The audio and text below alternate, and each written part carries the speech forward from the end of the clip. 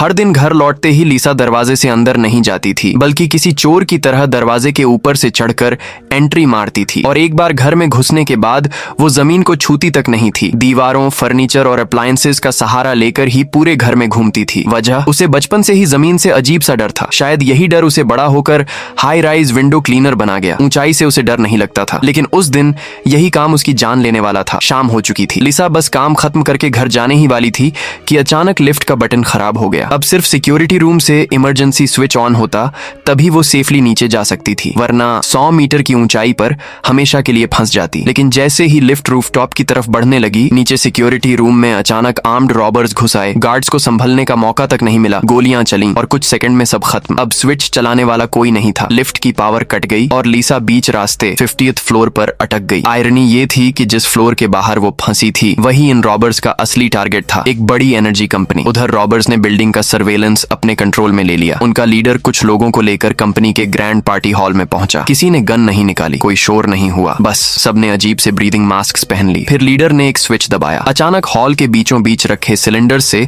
जहरीली गैस फैलने लगी। ये सिलेंडर्स पहले से वहां छिपा कर रखे गए थे। वेटर्स के भेष में आए लोगों ने। कुछ ही मिनटों में पार्टी केओस में बदल गई। लोग सांस लेने के लिए तड़पने लगे और एक एक करके जमीन पर गिरने लगे। लेकिन शॉक यहीं खत्म नहीं हुआ। रॉबर्ट्स ने कंपनी एग्जीक्यूटिव्स को ऑक्सीजन मास्क पहनाए और उन्हें वापस होश में लाया। क्यों? क्योंकि उन्हें चाहिए था वॉल्ट का पासवर्ड, एक ऐसा वॉल्ट जिसमें कंपनी की अरबों की दौलत छिपी थी। ये सब अपनी आंखों के सामने देखकर लिसा डर गई। वो ट्रैप्ड थी इतनी ऊंचाई पर कि नीचे सड़क पर खड़े लोग उसकी आवाज सुन ही नहीं सकते थे। फिर अचानक उसके दिमाग में एक आइडिया आया। उसने क्लीनिंग सोल्यूशन कांच पर फैलाया और लाइटर से आग लगा दी। कुछ ही सेकंड में शीशे पर उठती लपटें नीचे सड़क से साफ दिखाई देने लगी। एक जायंट डिस्ट्रेस सिग्नल। लोग ऊपर देखने लगे, लेकिन मदद मांगने की ये कोशिश उसकी सबसे बड़ी गलती भी बन गई, क्योंकि उसी आग की रोशनी में किसी ने उसे देख लिया। और जब वो सामने आया, लिसा के पैरों तले जमीन खिसक गई। वो कोई अजनबी नहीं था, वो था जिमी, दिन में उसका कॉलीग और रात में अपने ही बॉस को लूटने वाला रॉबर्ट। जिमी ने एक सेकंड भी वेस्ट नहीं किया। उसने अपने आदमी को रूफटॉप वाली लिफ्ट एक्टिवेट करने का ऑर्डर दिया। प्लान साफ था, लिसा ऊपर आएगी और फिर कभी नीचे नहीं जाएगी। लेकिन लिसा भी हार मानने वालों में से नहीं थी। जैसे जैसे लिफ्ट रूफटॉप के करीब पहुंच रही थी, उसने टूल बॉक्स से स्क्रू ड्राइवर निकाला और लिफ्ट के एक विंच को डैमेज कर दिया। अचानक पूरी लिफ्ट डेंजरसली टिल्ट हो गई, 45 डिग्री एंगल पर लटकती हुई। लिसा बस कुछ इंच दूर थी मौत से, लेकिन असली नाइटमेयर अभी बाकी था। उसी वक्त रॉबर्स के बीच झगड़ा शुरू हो गया। एक रॉबर डरकर पीछे हटना चाहता था। जिमी ने बिना सोचे वहीं गोली मार दी और फिर उसकी बॉडी को खिड़की से बाहर फेंक दिया। लाश सीधे क्रेन पर गिरी। अचानक भारी वेट पड़ते ही क्रेन कई मीटर नीचे खिसक गई। पूरा सेटअप हिल गया और इसी नॉइज ने जिमी का अटेंशन फिर से लिसा की तरफ खींच लिया। अब वो उसकी तरफ बढ़ रहा था, लेकिन इस बार लिसा डरी नहीं। उसने धीरे से गिरे हुए रॉबर की गन उठाई। प्लान सिंपल था, विंडो तोड़ो, अंदर घुसो और जिमी से आखिरी लड़ाई लड़ो। लेकिन जिमी उससे 2 कदम आगे निकला। उसने लिसा की दोस्त को पकड़ लिया और एक ऐसी धमकी दी जिसने सब बदल दिया। नीचे सड़क पर खड़े लोगों पर गोली चलाओ, क्योंकि इस वक्त बिल्डिंग को पुलिस ने ऊपर और नीचे से घेर लिया था। अगर लिसा फायरिंग करती तो पुलिस उसे रॉबर की साथी समझती और उनका पूरा फोकस लिसा पर चला जाता, यानी जिमी और उसके लोग आराम से निकल जाते।